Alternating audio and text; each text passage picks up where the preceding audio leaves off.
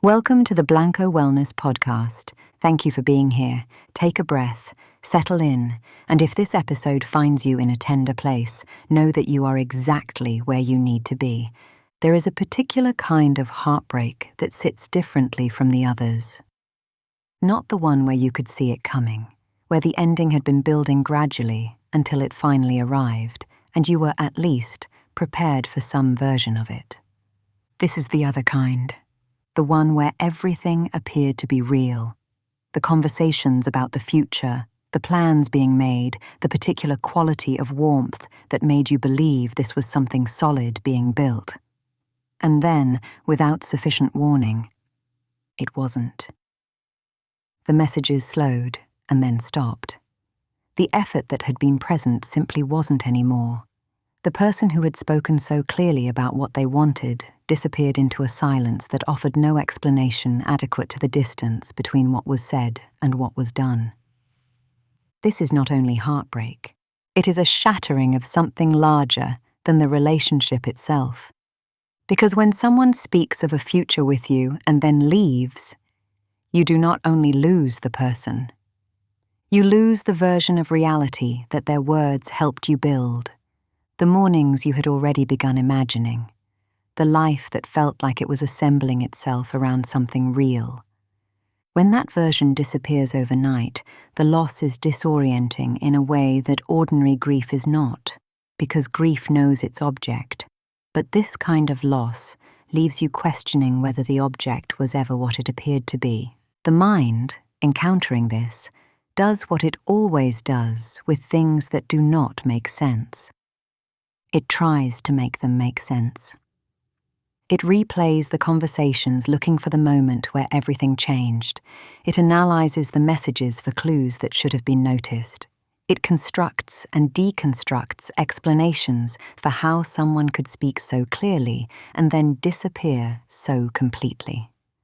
Many people spend years in this analysis, not because they want the person back, necessarily, but because they cannot rest until the story holds together logically. Because the not knowing is its own wound, separate from the loss.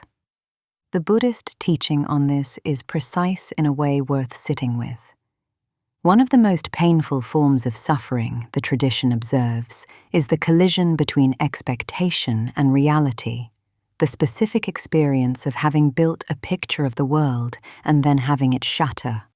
The heartbreak in this situation comes not only from the loss of the person, but from the loss of the future that felt real enough to build your inner life around. The future that is now simply gone, leaving behind not a resolved ending, but an absence where something substantial seemed to be. A traveler once crossed a bridge to reach the other side of a wide river. Halfway across, the bridge collapsed behind him. He stood at the far end looking back at what remained. The broken planks, the gap, the path he had come along that was now unreachable. For a long time he stood there. Eventually he understood, with the particular clarity that sometimes follows the end of panic, that staring at the broken bridge was not going to rebuild it. The only direction available to him was forward, not because the loss of the bridge didn't matter, because the bridge was gone, and the only life still available to him lay ahead. Many people after this kind of betrayal stand at exactly that far bank, looking back. The looking is natural and necessary. Grief needs its time, and the attempt to understand what happened is not the same as being stuck. But there is a point at which the looking backward becomes the thing that prevents the forward movement, and the broken bridge becomes more real to you than the ground you are already standing on.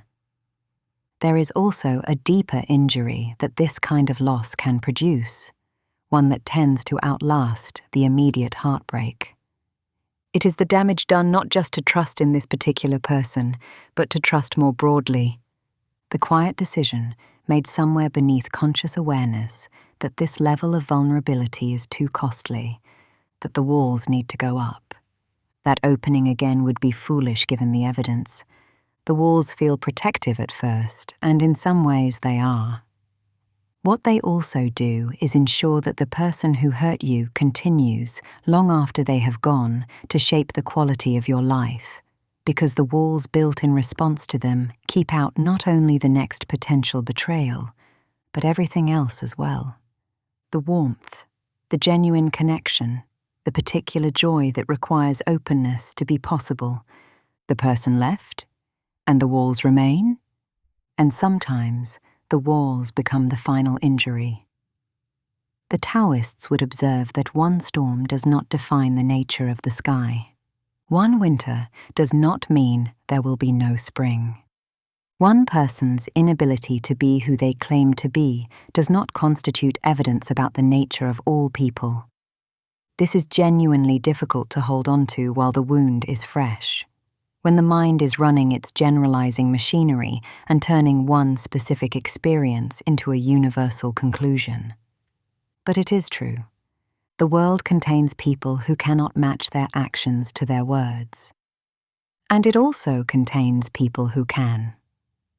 The person who disappeared proved something about themselves. They did not prove something about everyone. Here is what tends to be the most clarifying reframing of this kind of loss, when a person is ready to receive it.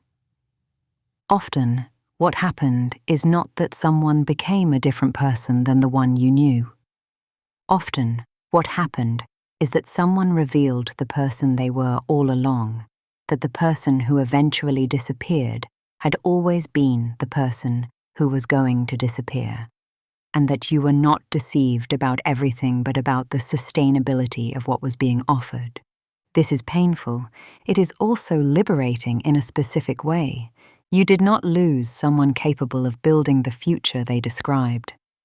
You lost the illusion that they were. Those are different losses. And the second one, while it hurts, leaves you with something the first does not. The clarity that what you were reaching toward was always out of reach with this particular person, regardless of how real the reaching felt. Someone letting go of your hand says something about their capacity, not about your worth.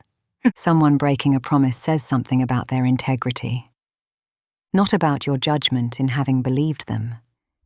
Love offered genuinely, even to someone who could not receive it well, was not wasted. It was real. It simply arrived at the wrong address. As we close today, I want to leave you with something to carry rather than a question to answer. The right people do not make you chronically uncertain about whether they are actually there. They do not repeatedly build futures they have no intention of inhabiting. They do not leave the gap between their words and their actions for you to navigate alone. And they exist. They are in the world. The fact that this particular person could not be that person for you is not evidence that no such person exists. It is only evidence that this was not the right chapter with this particular person at this particular time. The chapter ended. Your life did not. Keep walking. Thank you for being here with me today. Until next time, be well.